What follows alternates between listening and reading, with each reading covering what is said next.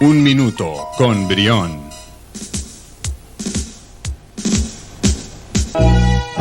Jamás he honor separar un minuto de mi hecho y mi vida política no te mancha, pues esta cementa ribe educación moral que forma el sentimiento céntrico de todo holandés que pa gracia de destino a nacer libre y republicano. Pedro Luis Brión. Él nace na Corsou, dia 6 de julho año 1782.